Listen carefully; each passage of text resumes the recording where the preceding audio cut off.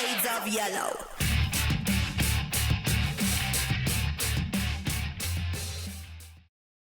Hello. Hi. Welcome to week 7 of the podcast. I can't believe it's been 7 weeks already. It's crazy. I know. It is crazy. So let's introduce ourselves. Hi, I'm Emma Marshall, and I am MD of Miss Bush, and this is the Miss Bush podcast. Lovely job. And you are?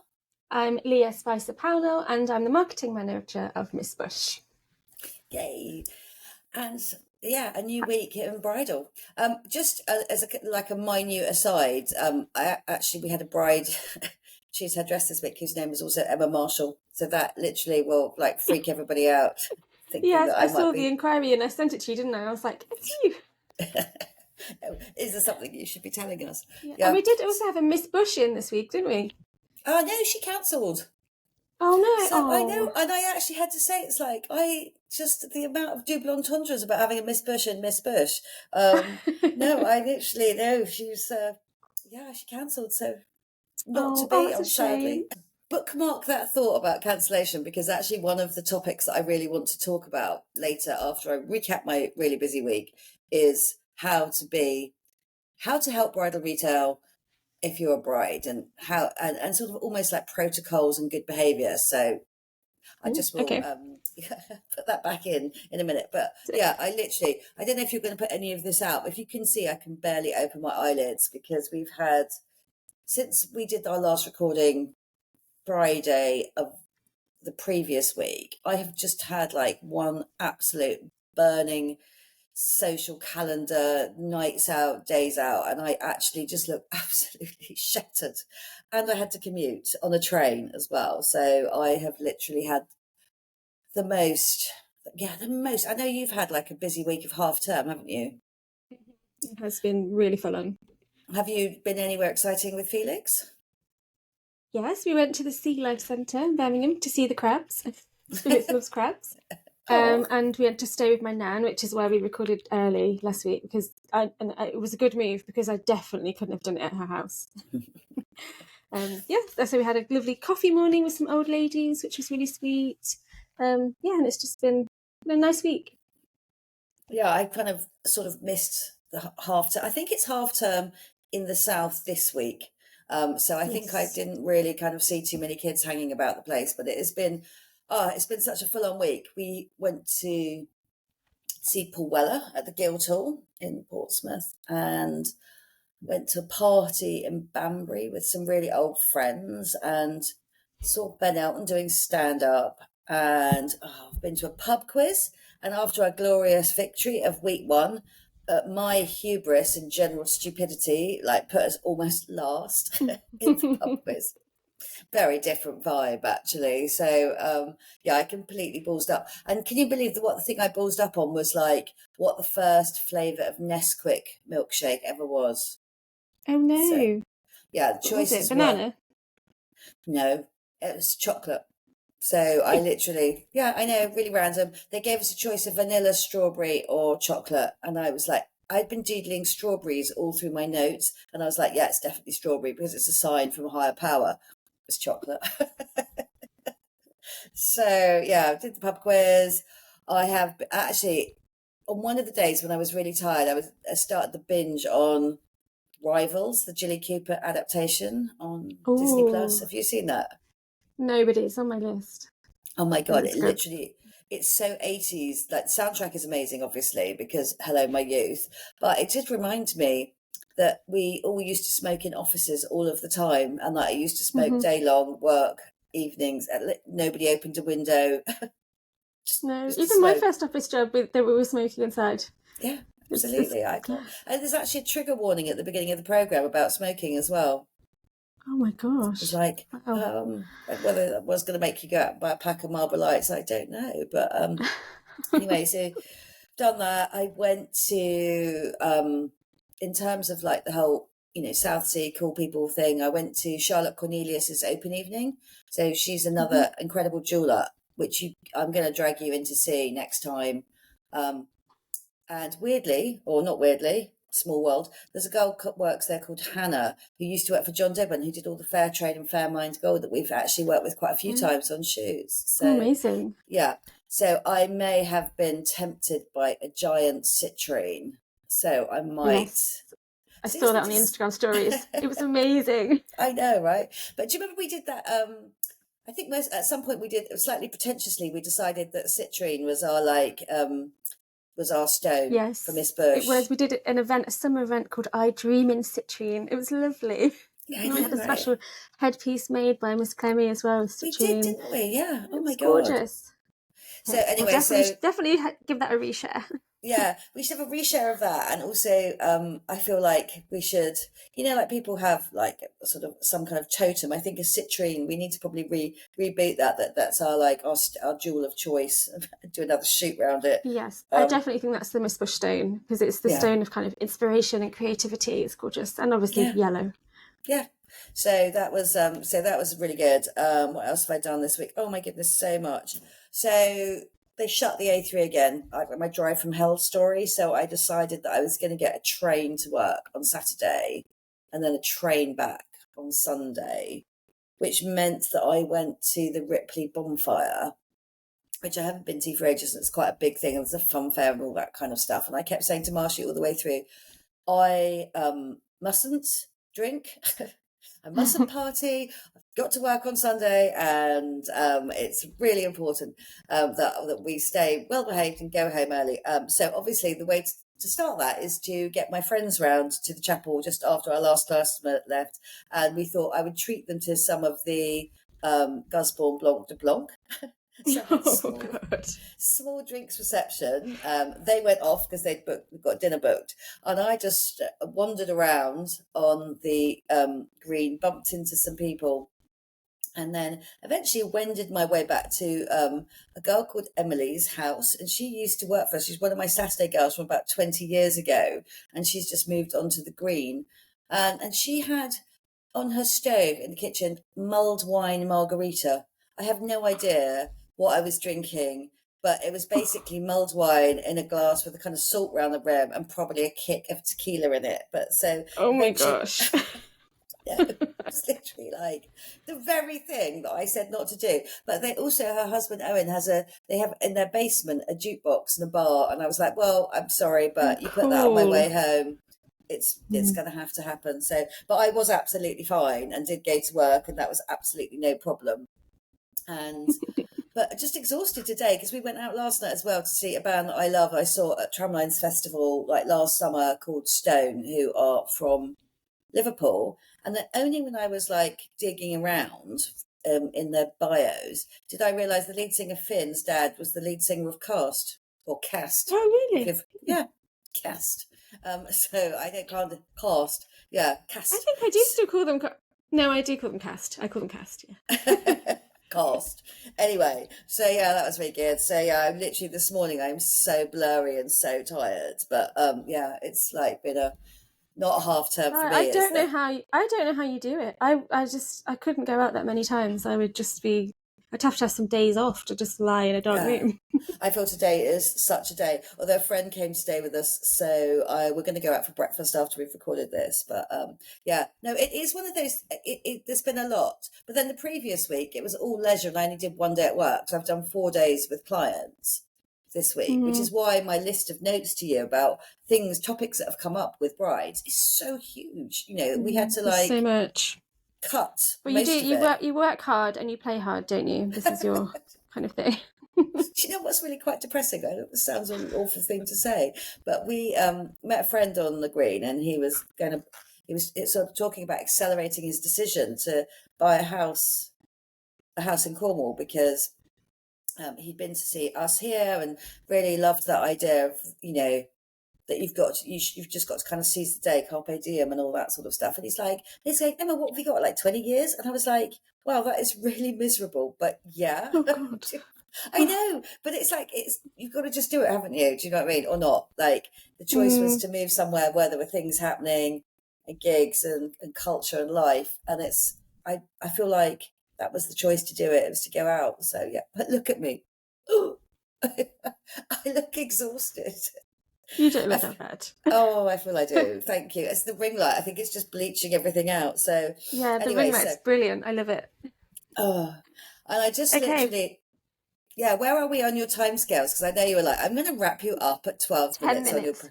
I said that you could have 10 minutes of personal chat, and we're at 10 minutes, 10 seconds. Okay, right. So that's it. My personal stuff is gone then. So we go to work Yes. stuff now.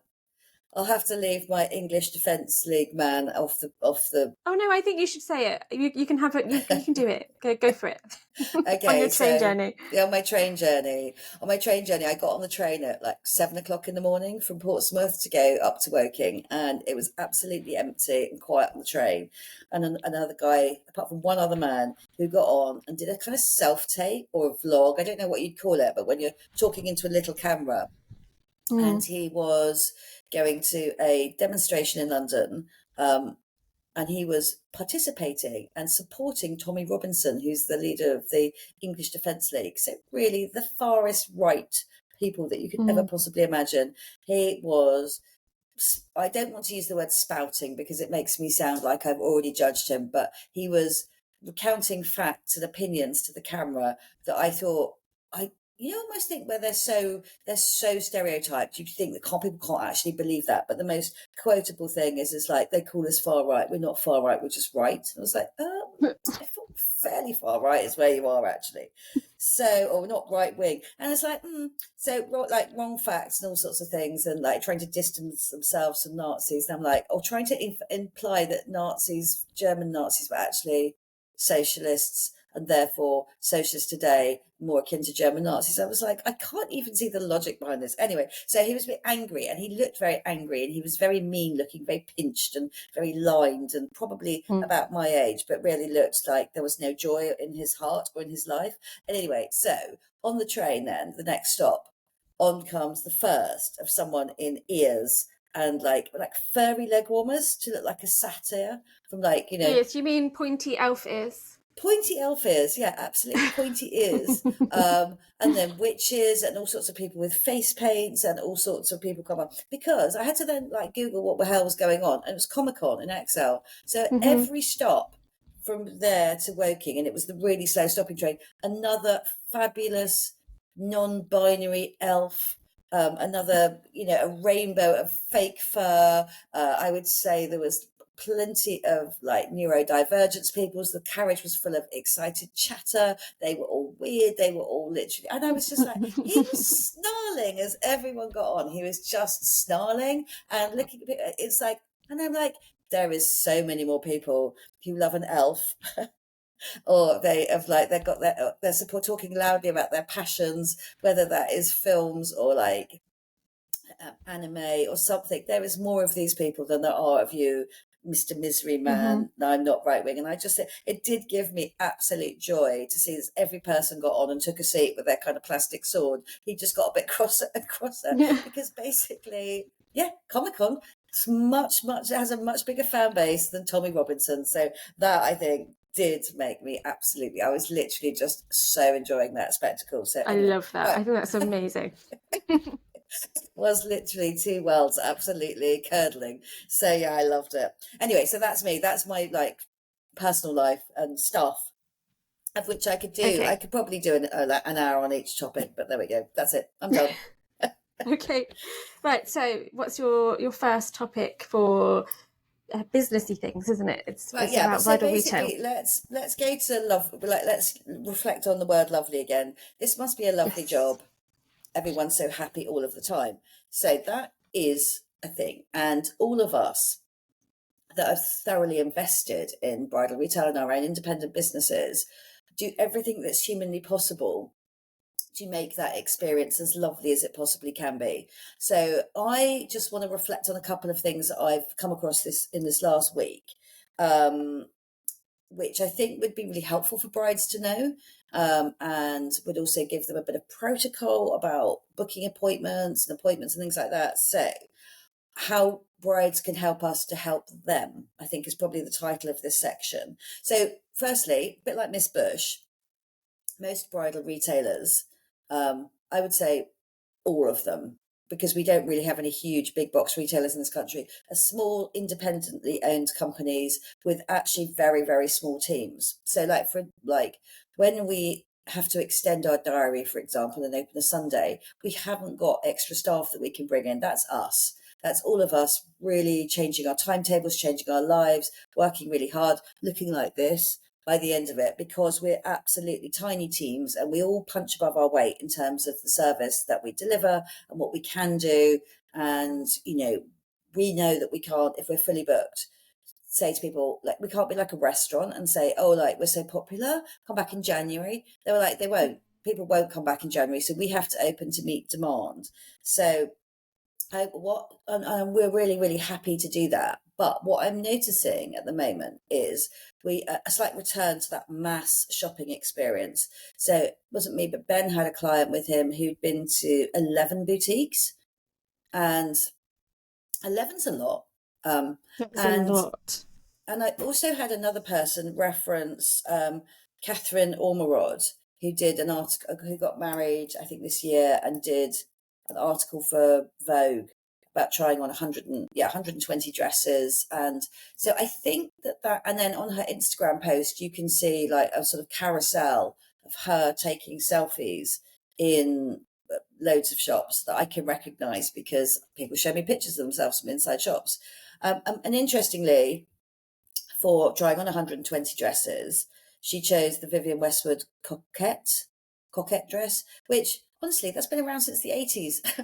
And we're like, she looks nice in it, but it's like, it's actually not like, possibly, she looks lovely. She looks lovely in everything. She's a style influencer. So she looked lovely in every single picture that she put up on the Instagram because that's her brand. So she could have worn any of them, I guess. So it's kind of weird to be like, I think that sort of post will kind of normalize that behavior for brides to be. And what I need to kind of like say, and I think brides, if you want to go to 11 shops, obviously, and try on 120 dresses or however many shops you want to go to, the length and breadth of the land, you've got a couple of things going on there. It feels quite Muriel's Wedding again, which is an old film from back in the day where a bride who's not getting married goes around to try on wedding dresses just for the hell of it. There's a process that we all know in the bridal industry called showrooming, which sort of like basically describes that activity, which is going and trying on wedding dresses for fun. Or try, and I guess this would be the same as like people taking test drives on cars for fun that they can't afford, or visiting houses for fun that they've got no intention of buying. So it's that kind of thing. But what I would say is these are all of these people. So if you go to 11 shops, all of those shops are independently owned and run. And if you genuinely feel that your choice of dress might be there, then I think that I suppose that is valid. But the other thing I would say from a business point of view is if you had a big box like retailer, like or multi-site retailer like Zara, and you had one client go to 11 of their branches and maybe not buy anything in any of them, maybe wear one garment once in that shop, then Zara would close all of those branches because it's not a sustainable business practice. So I do realise, and also I think at the moment we're like so depersonalised on shopping because there isn't that high street experience that we used to have. So in a way, we're filling a gap of like making shopping fun again on a Saturday, because unless you happen to live in Battersea next to that nice new power station kind of like shopping centre, there aren't really that many high streets that are giving people that shopping experience that we used to have back when we were young. I mean, you still are young when I was young. So I feel like that. So I would say to brides that this is, and I also saw one of the comments on Catherine Ormerod saying that somebody was like, one of the comments quite high up was like, I would have had to like stop after dress 17 and just like, I'd be exhausted and couldn't go further. And I think that's also a very real thing for people to be aware of, that trying on wedding dresses and trying to pick the one dress that defines you is mentally exhausting and physically very tiring as well. And actually, the more you try, particularly if you're, as most of our clients are, lovely, they look great and all sorts of things. So the thing you're not trying to do is find something that you look nice in, because people look lovely as they come in their jeans, but it's trying to find quite a symbolic dress that expresses that part of your femininity that you want to show on your wedding day. And that is quite taxing on the brain, I can tell you, because we're all inherently quite multiplicitous as women, and it's like, who are we showing up to today at our wedding? Is it the mum, the sexy person, the lover, the kind of friend, the fashion icon, the professional, the clever girl? Who are we today? And to try and get that one dress that says all of those things about you, and then we'll have that white noise in the background about other people's opinion on what you should wear, and managing those expectations, and it's exhausting. It's impossible. I don't know how anybody does it. I don't know how anyone chooses one dress that's going to be that one dress forever that they wore on their wedding day. But whilst it's my life's work, do you know what I mean? It's like I do think it is important. I think that this return to that vast over shopping, I think is like, it's got to be like, somebody has to say this is a lot. And so I've got, obviously I have some thoughts on this. So basically I have some thoughts on it. Firstly, I have the thought of, let's just circle back to the girl called Miss Bush that didn't come in. So bless her, she cancelled her appointment and really explained the reasons why she cancelled appointments, which I absolutely loved, because I was able to go back to her and give her some information. I don't want to say too much in case she's listening or somebody else that knows her is listening, but I was able to go back to her. I think we weren't that close to her geographically as well. And I'm like, yeah, if this looks like a huge journey to get something that you actually, on reflection, you don't think you want, it is better that you release that appointment so that this tiny, tiny team with a very limited amount of appointments can actually give that appointment on a prime weekend spot to someone who really super benefit from it.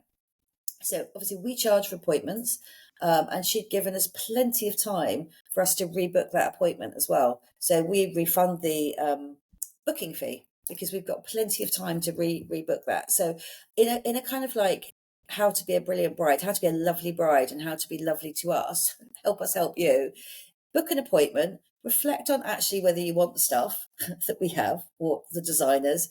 Think about the logistics, the journey time, how many times you have to come back for fittings and things like that. And actually, if you think this is not right, cancel in good time. But it was so beneficial for me to understand what she wanted and why she didn't want to get to us, because it helps me. It helps me to help you actually, Leah. It helps us really define what we do so that all of our marketing messaging and everything we put out says this is emphatically what we're about. This is what we like. This is what we can do for you. Here's our areas of expertise. Here's our philosophy. So I loved the fact that she gave me enough time to refund her, enough time for me to rebook, and enough explanation for me to be like, okay, got it. And I was able to give her some information about some brands and labels that she may not have been aware of.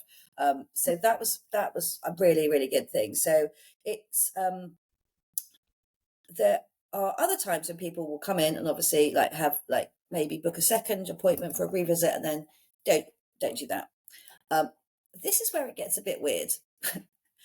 People are very, very disinclined. Brides are very disinclined to tell you what they did choose. And I don't know why that is. I've got some thoughts about it.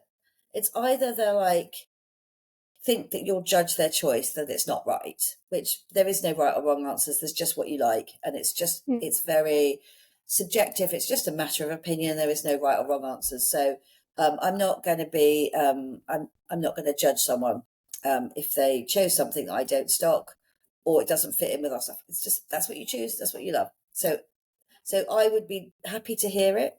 I also think people might not tell us because maybe they found the same thing elsewhere in a more convenient location or a cheaper price. That's absolutely fine too. I also need to know that because it helps me with my buying process, price points. It helps me with conversations with my suppliers. So it's incredibly useful to have that information as well and will not offend in any way. So I think that a frank disclosure of what you do choose is really, really useful for us. And I would say that I'd compare it to like if you return something to ASOS, for example, you can't create that return unless you click the tick boxes that says it was too big, too small, didn't like the quality, didn't suit me, didn't fit, didn't do this, didn't do this. So ASOS, when they're doing their returns, they've got a very flexible returns policy, but they're getting the data about why this product didn't work for you. And I think if brides could just see it as like it's data that's incredibly helpful to us. So if you cancel and you never come in, then tell us why. If you choose something else, please tell us. We'd love to know what that is, because it helps us review our product lines. And also, if I know this sounds a little bit kind of a bit of a stretch, but it does help to reduce waste, because we have to buy all of our dresses. And if we've got product lines that are not selling or styles that are not selling, then we need to feed that back up our supply chain, because there's no point us wasting the earth's resources, putting things on shelves that are at the wrong price, or they're not hitting the zeitgeist at the moment, or for some reason or they're not flattering, or they're not what people want right now this season. We have to know those answers to not have a wasteful industry full of overpacked shelves. So so brides, please don't think you're offending us. It's so useful to get that feedback. Also, we're going to be sending out a sort of survey quite soon to people that have been in that didn't buy from us, and there's going to be a nice incentive for you to fill that in, a lovely prize draw, because it's we always do sell quite a lot of dresses, but might be interesting for brides to know that the average conversion rate of most bridal shops is 50%. So half of the time, what we're doing is providing an entertainment service or providing clarification of what people don't want. So obviously, we're not going to get to a situation where our conversion rate is probably going to be more than that, but we want to be in with a chance. And also, I don't want to be hardcore. I'm very unhardcore salesy, so I'm not going to try and push for a bigger conversion rate, because we want to get, literally the sales done. But it is lovely to be talking to people in a very natural way and have a great and in-depth choice of things they really love. Anyway, so that's the thing, how we can help everybody make the industry more lovely. It's very, very important. And talking of zeitgeist, I've just got to kind of have a little kind of shout out to the Divine Atelier, whose dresses are literally getting all the love. I cannot believe how much love they're getting at the moment. They're being ordered. Every piece of communication with the team there is fantastic, and I love them to pieces. And we've got Mara, the designer from Divine, coming to pay us a visit. Not this week, next week. So I'm really looking forward to showing her around the chapel and really understanding how we can work really closely together, like we do with Suzanne and with Jesus, for our brides, which I love so much. So that's a little zeitgeisty thing. They're doing really well on social media and on the website as well. They're just really great. I put all the videos on YouTube, and they've been also doing really well with the dresses. Oh, have they? Oh, that's excellent. Yes. I feel like now you're monitoring YouTube since my absolute kind of... I am, yes. Well, yeah, and since we started the podcast, I'm on there every week because I put the video version on. So if anyone actually wants to watch it speaking rather than listening, they can. I feel like this kind of something about Mary fringe that I've got going on, and my huge... I hope not. No, I'm joking. No, God, literally. Ew and no. I know. But so no, it's just got that whole like rah going on. I've got a haircut this week because this is finally having to be I think my relationship with the Mixie is over. I don't know what's going to happen next, but the Mixie is going on Wednesday. I'm going to get Dennis and Jill to sort me out. So anyway, that is a thing. So YouTube, yes, got to keep monitoring that after our trolls and our the library is open. So that happened on me. Right. Okay. Now I am gonna literally I'm going to use myself as a bit of an example here, because there's one thing that's come up over and over again this week. Is a conversation about arms. And I know this sounds really, really microscopic, but I had a fitting myself. I'm going to Freya of Freya Rose is holding a ball down in Southsea. And I feel like there's so many Drag Race references there. A bowl. Yeah. It's so, and the 10s across the board.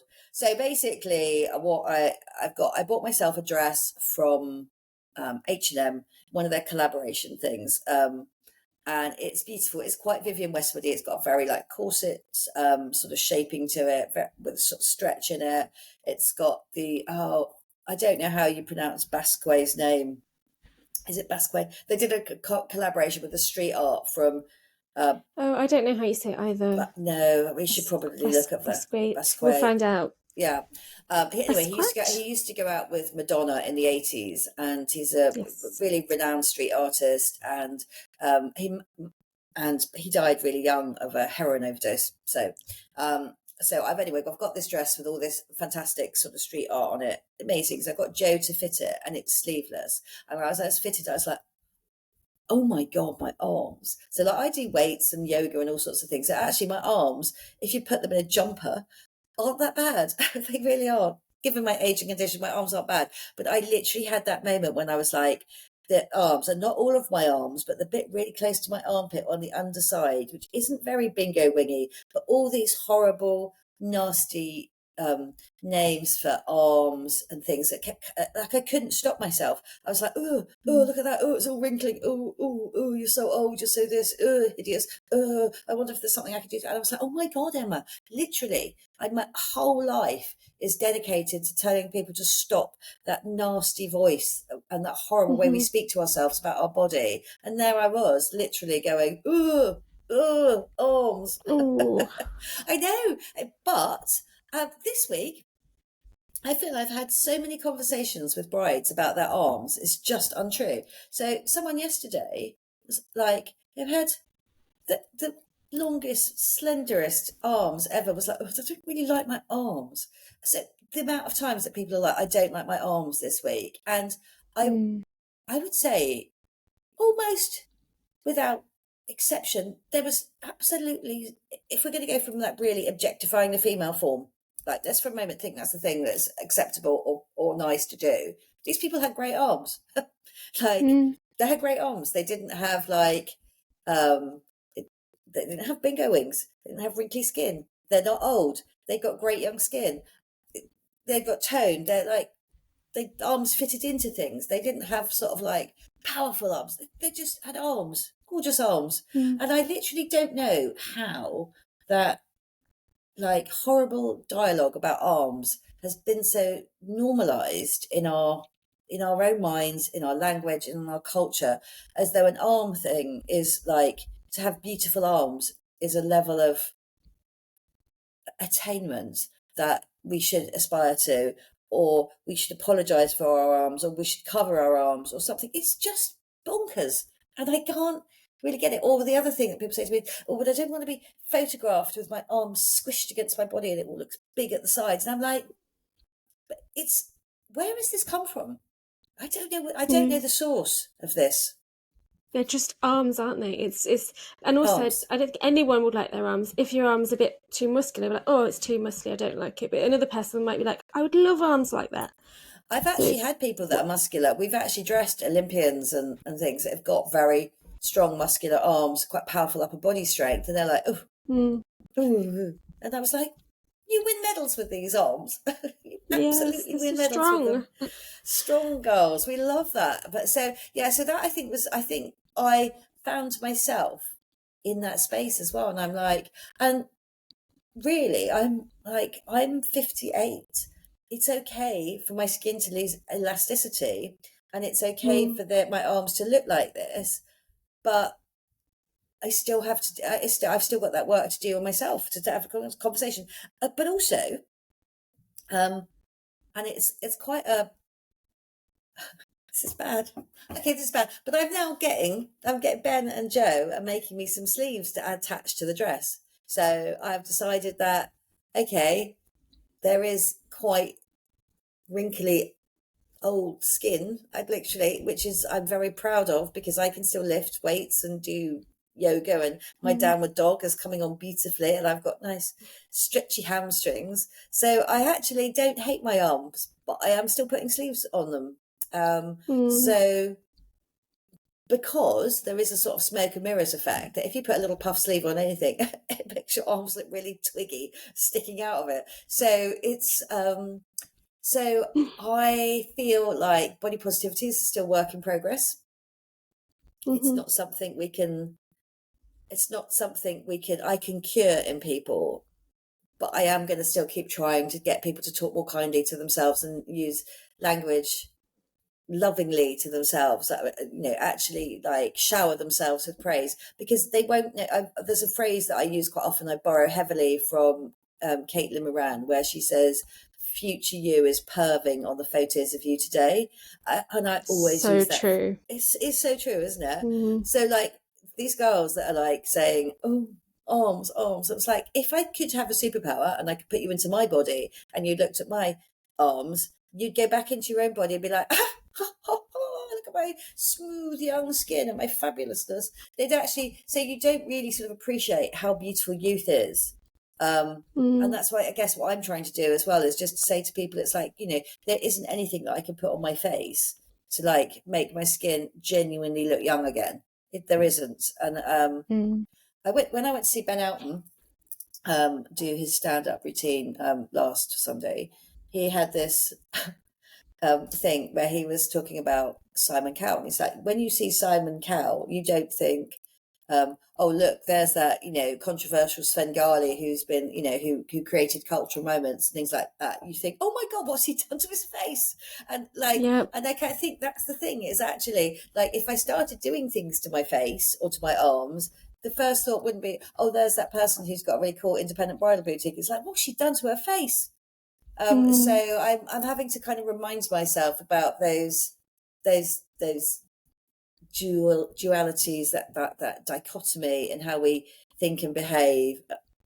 And you look at someone who's done that, and you know that natural and comfortable in your own skin is the most attractive. Yeah, and also I think that things that you don't like about yourself are things that nobody else would ever notice. That you think about them so much, but somebody else wouldn't come up to you and be like, oh, there's that little bit of skin that she doesn't like on her arm. No one else is ever going to ever notice that. It's just you. No, I know. And it's, I think that I will continue to kind of like be like, future you is loving you right now. So don't be hard on yourself. But what I would say in the pantheon of arm kind of like worries is the fact that it's a good year to get a wedding dress because there is so many arm coverage concepts. It's unbelievably true. This is true. Leah and I are going to do a content day quite soon with Ben, because we've seen the sketches for the new set of like things that go on top of wedding dresses. So little tops that cover up either for like, for religious reasons, like if you're going to get married in a church and it is, the thing to be covered, then we've got a new set of little tops in design.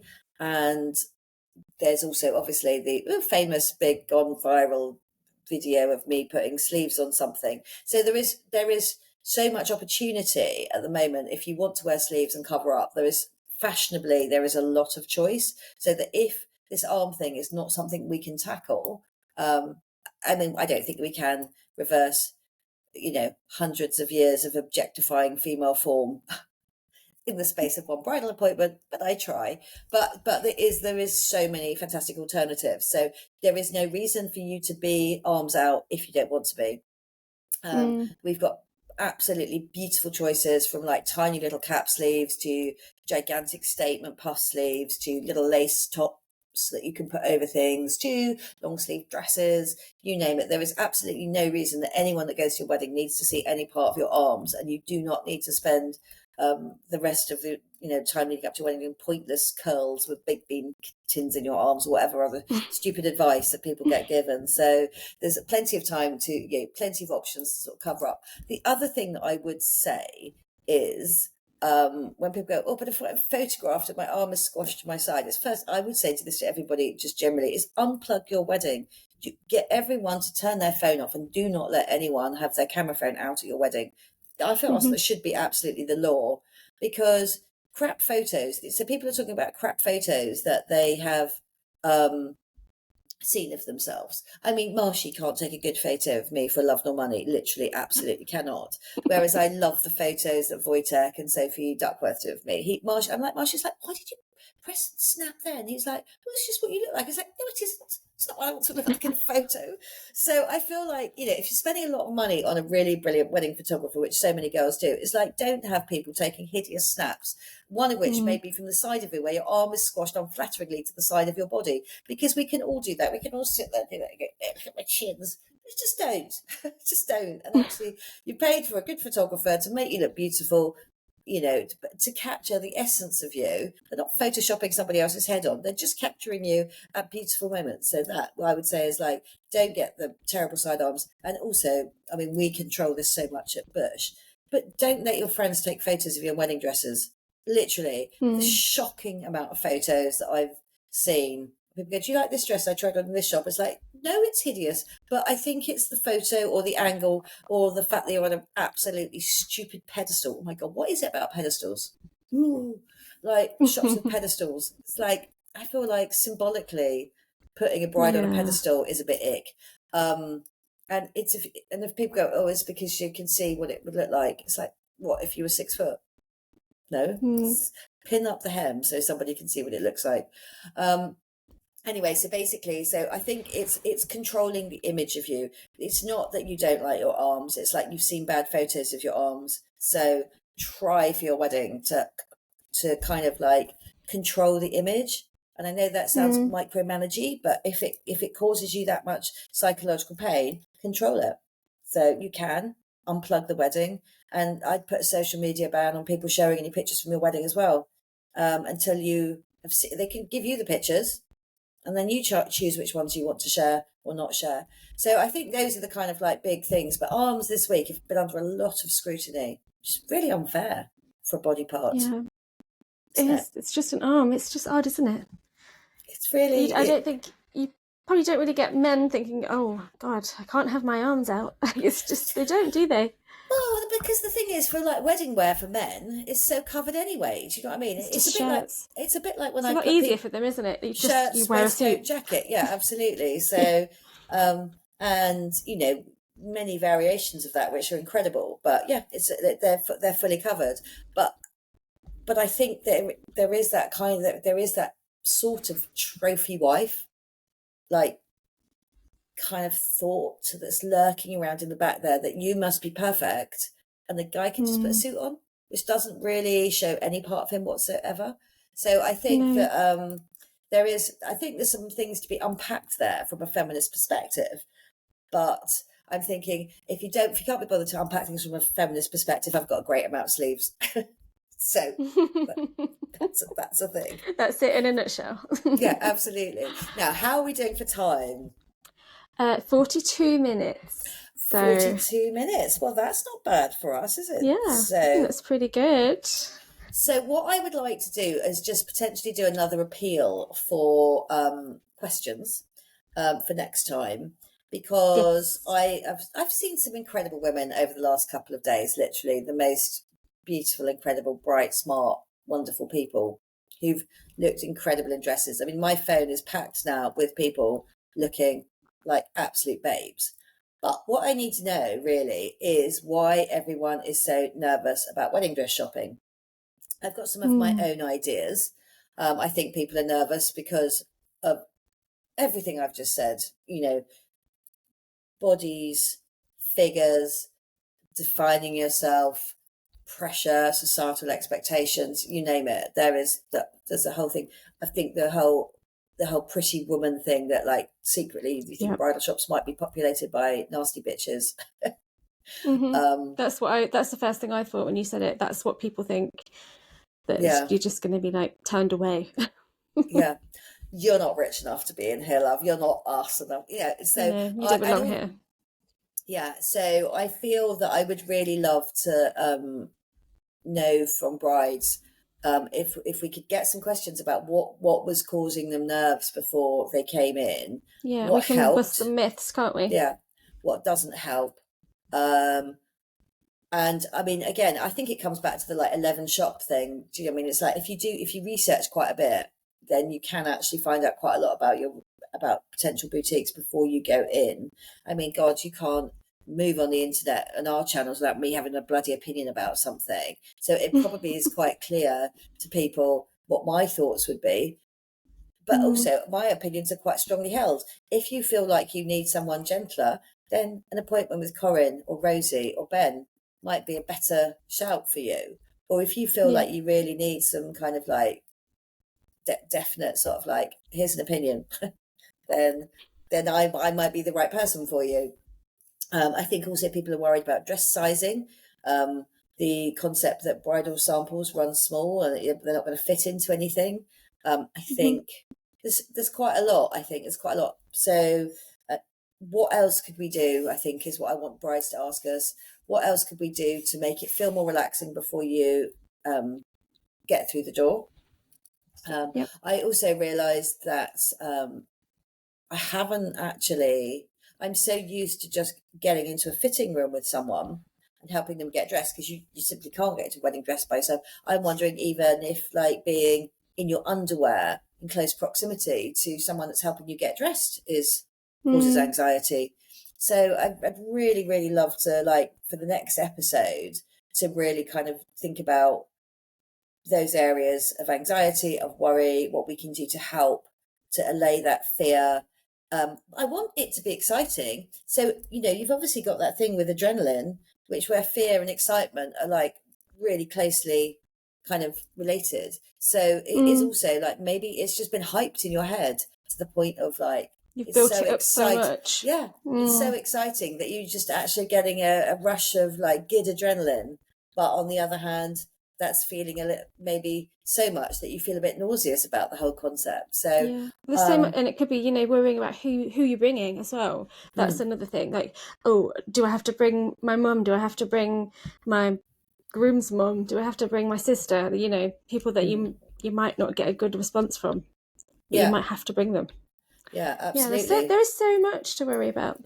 But I don't want to, and I also I don't know if it's just going to like add more fears and worries to people or less. I don't know. Well, you can reassure them about all of them, I'm sure.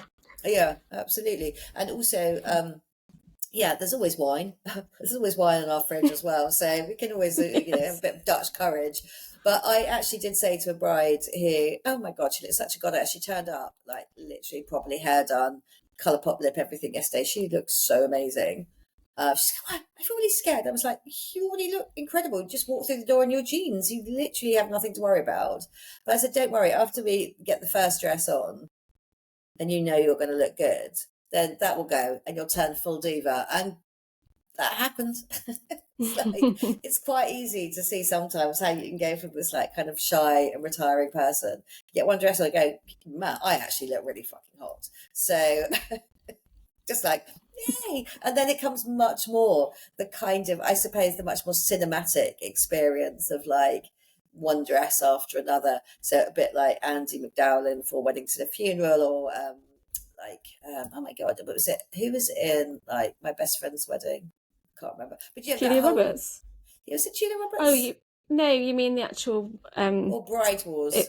Am I thinking Bride Wars? Anne Hathaway and who else? I can't remember. Yeah, I can't remember. Anyway, so like that whole like swirl of silk and fabrics and fabulousness and like chinking glasses and tears and all of those things that actually do happen. But I also had an appointment with someone who had the most pragmatic mother yesterday, who's like, that's nice. I was like, yay! It's just like so pragmatic, so not given to like hyperbole, which I think is also like the thing is like we are British after all. We are all brought up on kind of like stiff upper lip and kind of like stoicism. So the idea of tears and weirdness is all a bit like, oh, I don't think so. Not going to happen. Yeah.